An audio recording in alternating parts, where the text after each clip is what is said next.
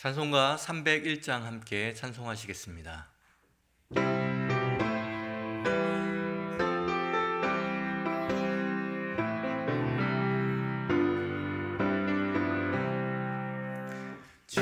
지금까지 지내온 것 주의 크신 은혜라. 한이 없는 주의 사랑 어찌 이루 말하랴. 자나깨나 주의 손이 항상 살펴주시고 모든 일을 주 안에서 형통하게 하시네. 몸도 맘도 연약하나 새 힘 받아 살았네. 물 붓듯이 부시는 주의 은혜 족하다. 사랑 없는 거리에나 험한 산길에 맬 때 주의 손을 굳게 잡고 찬송하며 가리라. 주님 다시 배울 날이 날로 다가와. 무거운 짐 주께 맡겨 벗을 날도 멀잖네. 나를 위해 예비하신 고향 집에 돌아가 아버지의 품 안에서 영원토록 살리라. 이 시간 함께 세 가지 기도 제목을 놓고 함께 기도했으면 좋겠습니다. 첫 번째로는 지금까지 지켜주신 것 하나님의 은혜입니다. 우리가 성취한 것도 주님의 은혜이고 귀한 만남도 주님의 은혜이며 섬기며 기도할 수 있는 것도 주님의 은혜입니다. 오늘도 그 은혜에 힘입어 살아갈 수 있도록 함께 기도했으면 좋겠습니다. 두 번째 기도하실 때는 담임 목사님께서 기도 주간을 보내주고 계십니다. 기도로 새 힘을 충전받는 시간, 성도들을 위해 무릎으로 나아가는 시간이 될 수 있도록 함께 기도해 주시기 바랍니다. 세 번째로는 지방선거가 얼마 남지 않았습니다. 지역을 위해 성실과 정의로 일할 일꾼들이 잘 세워질 수 있도록 함께 기도하기 원합니다. 기도하시겠습니다.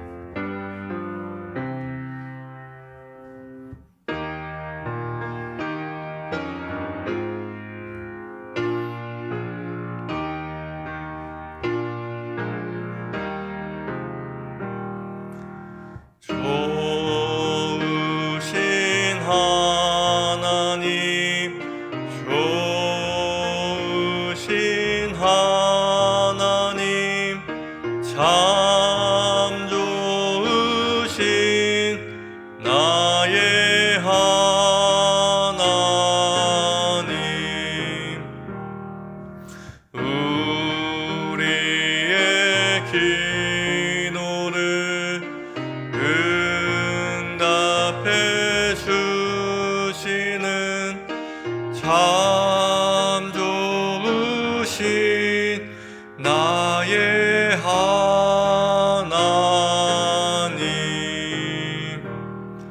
한없는 은혜를 우리에게 주시는 참 좋으신 우리 하나님.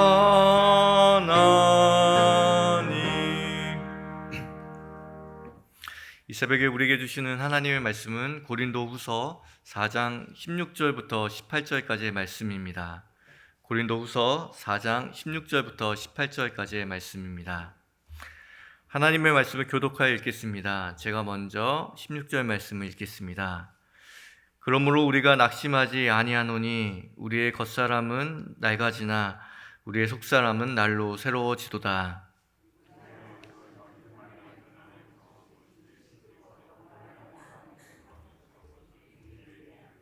함께 읽겠습니다. 우리가 주목하는 것은 보이는 것이 아니요 보이지 않는 것이니 보이는 것은 잠깐이요 보이지 않는 것은 영원함이니라. 아멘.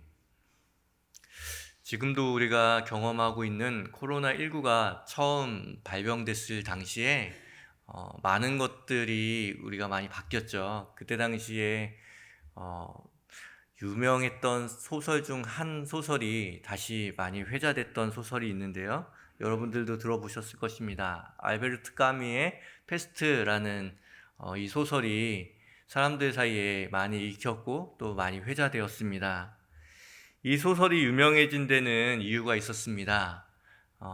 그가 이 책을 지은 지 한 약 70년 정도가 지났었는데도 불구하고 마치 오늘날 우리가 어떻게 이 전염병을 대응하고 어떻게 사람들이 생활하는지 그런 것들을 마치 본 것처럼 그려냈기 때문에 사람들에게 많이 익히고, 야, 이 사람 참 통찰력 있다. 어떻게 70년 후에 일어날 우리의 삶 가운데 일어날 이 일들에 대해서 어떻게 이렇게 잘 묘사하고 사람들의 행동을 이렇게 잘 예측하여서 묘사해놨을까라고 생각하면서 놀랐다고 합니다.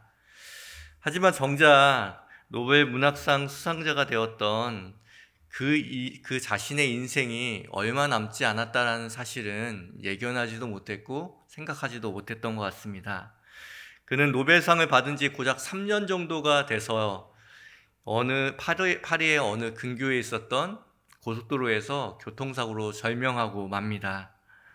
사고가 나던 날 그의 외투에는 그날 친구가 차로 가자는 그 권유에 못 이겨서 쓰지 않았던 기차표 한 장이 그의 외투 속에 들어 있었다고 하죠.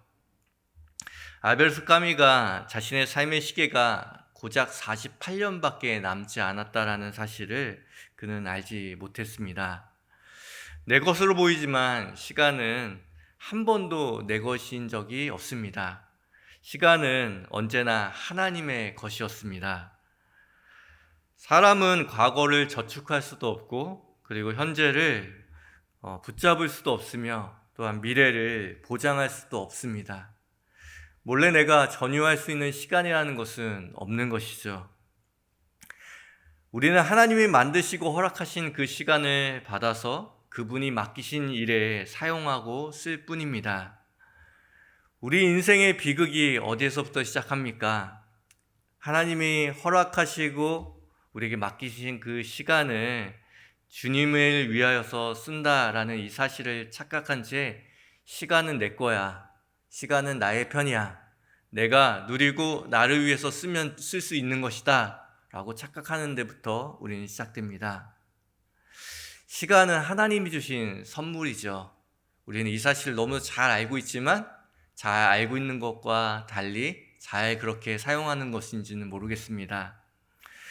이것을 잘 반영하는 것이 영어의 지금, 현재를 뜻하는 단어인 present라는 단어인데요. 이 단어는 여러분들이 잘 알고 있듯이 지금이라는 단어인 동시에 선물이라는 단어의 뜻을 갖고 있습니다. 시간은, 그리고 우리가 지금 누리는 이 시간은 하나님이 주신 선물이라는 것이죠. 여러분들도 그렇게 여기고 그렇게 생각하고 살아가십니까? 근데 그것을 반대로 집어넣고 보면 그렇게 우리가 살아가는지는 사실 반문이 되어집니다.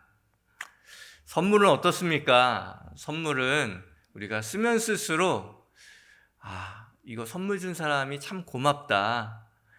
선물 준 사람이 자꾸만 생각난다. 감사하다. 라고 생각이 들지 않습니까?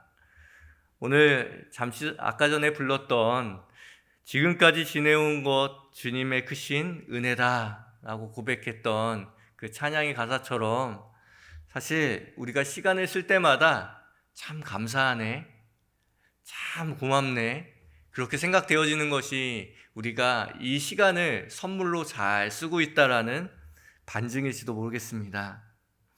만약 우리가 시간을 쓰면 쓸수록 낙심이 되고 후회가 된다고 하면 우리는 그 시간을 하나님의 선물로 여기는 것이 아니라 내가 가져야 할 것, 내 소유라고 여기기 때문에 어느 순간 이거 내가 잘못 사용했네, 낙심이 되고 후회가 될지 모르겠지만 만약 하나님이 주신 선물이라고 생각하면 이 시간을 그렇게 생각하며 쓰면 쓸수록 감사하다, 쓰면 쓸수록 참 고마운 분이 우리에게 이 시간을 주셨구나 라고 생각이 든다면 우리는 하나님이 주신 시간을 내가 가질 그 소유물로 여기는 것이 아니라 하나님이 주신 선물로 여기고 있다는 것을 우리가 알게 됩니다. 시간의 주인이 누구인지에 따라서 우리는 낙심할 수도 있고 우리는 감사할 수도 있다는 것이죠. 이와 같이 오늘 말씀에도 사도 바울은 시간에 두 가지 속성이 있다라고 우리에게 말씀해 주고 있습니다. 우리 16절 말씀을 함께 읽어볼까요? 그러므로 우리가 낙심하지 아니하노니 우리의 사람은 낡아지나 우리의 속사람은 날로 새로워지도다.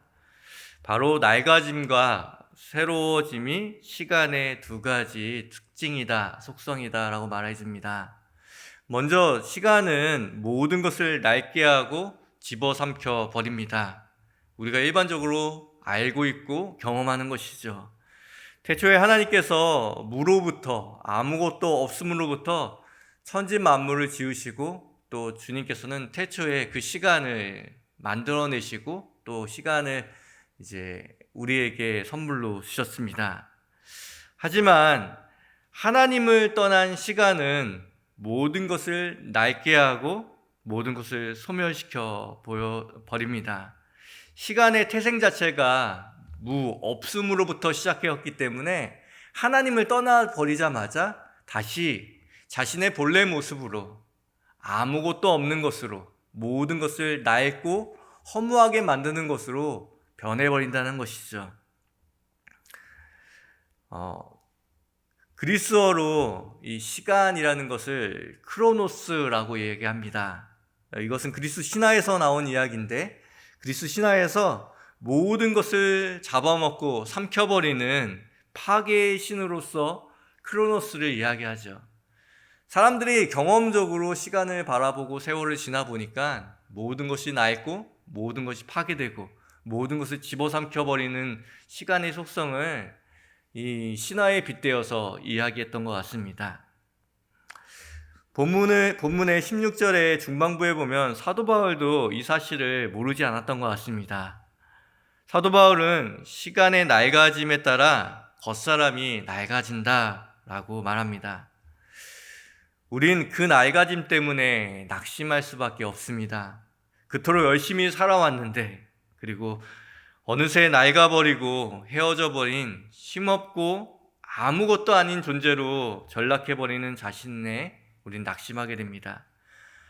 한참 동안은 우리가 성공도 하고 뭔가 이루어내는 것 같고 뭔가 된 것처럼 보이지만 그거를 계속 유지할 수 없고 어느 순간 삶에 불어닥친 고난과 또 여러 가지 환난과 역경들 아니면 그런 것이 없었던 사람일지라도 점점 낡아지고 헤어지고 아무것도 아닌 사람이 되어버린다는 것이죠.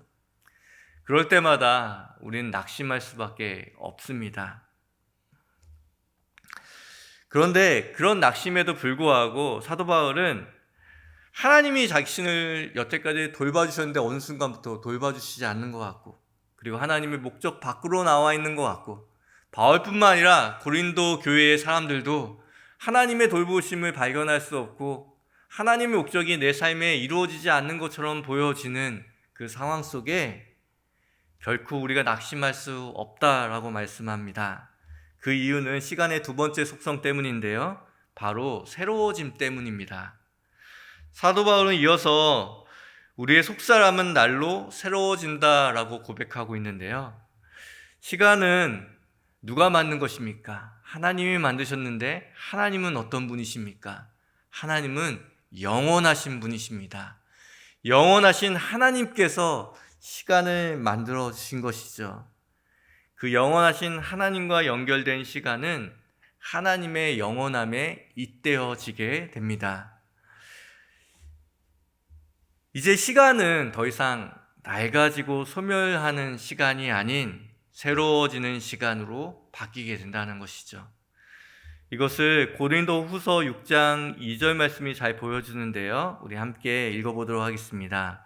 이르시되 내가 은혜 베풀 때에 너에게 듣고 구원의 날에 너를 도왔도다 하셨으니 보라 지금은 은혜 받을 만한 때요 보라 지금은 구원의 날이로다.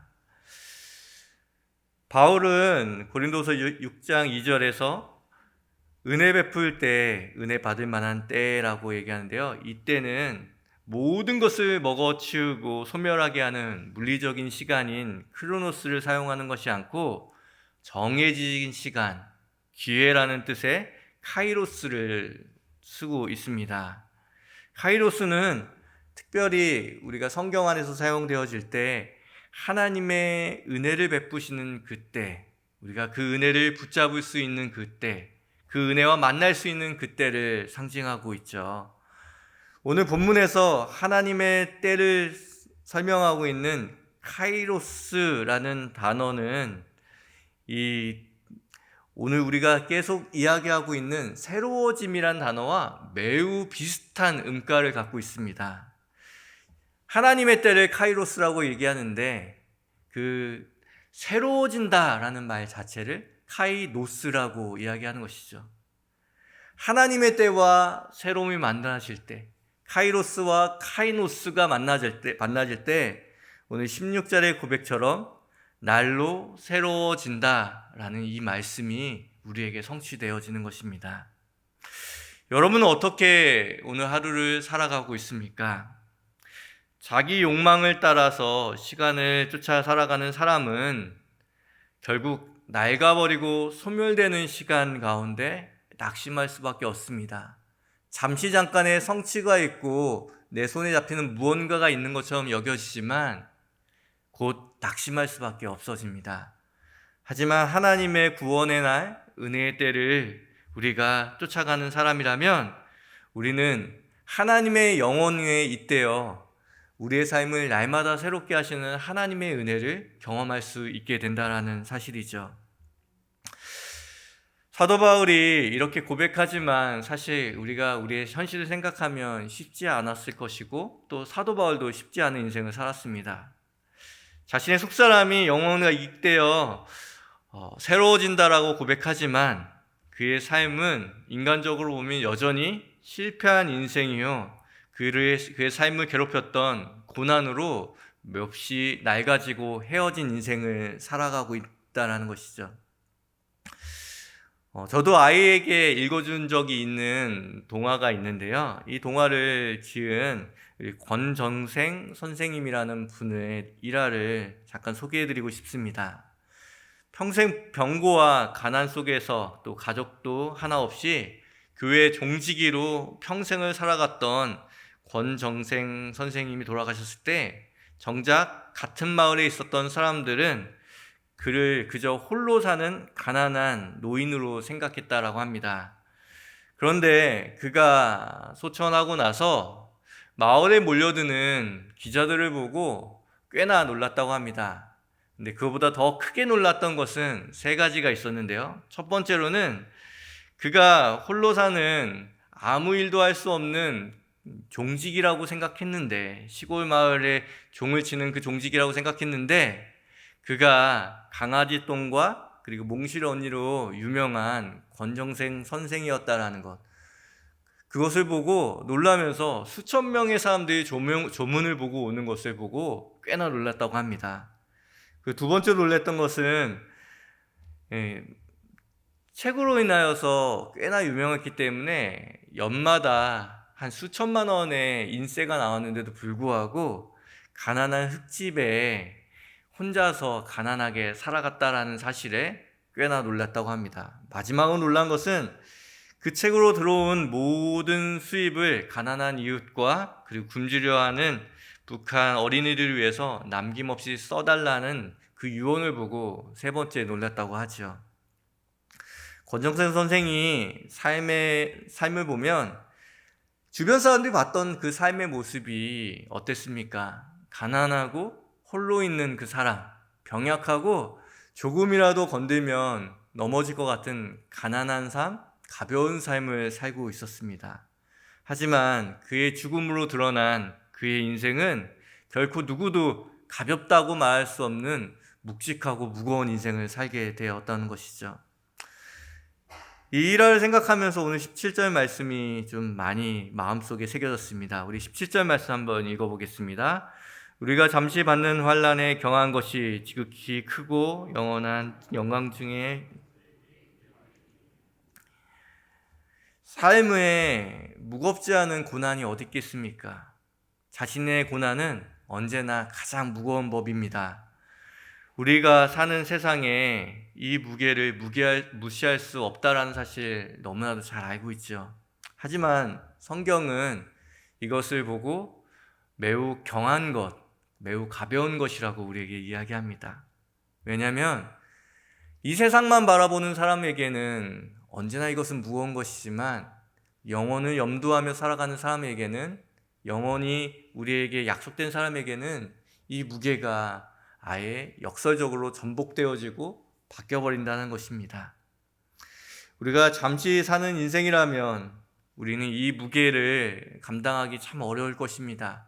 사도 바울도 자신이 주님을 위해 살아간다고 하지만 그 많은 고난을 받는 것, 자신이 전해준 그 복음으로 살아간다라고 고백했던 고린도 교회의 사람들이 그렇게 무거운 인생을 살아가는 것을 보고 오늘날에 내가 살아가는 지금만을 바라보는 것이 아니라 영혼을 바라보면 그 무게가 달리 보일 수 있다라고 우리에게 이야기하는 것이죠.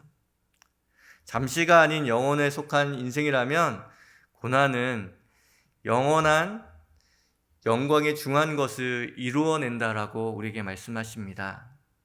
요한계시록 21장 21절을 함께 우리가 읽어보도록 하겠습니다. 그 12문은 12진주니 각 문마다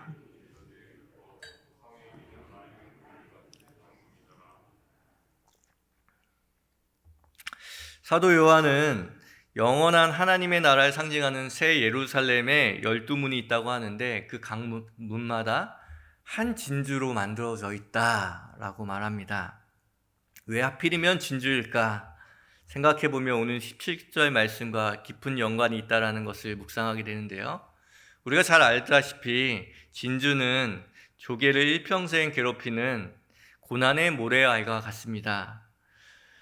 환난에 경한 것, 아주 작은 그 모래알이 지극히 크고 영원한 영광에 중한 것을 만들어낸다라는 것을 우리는 기억해야 하는 것이죠.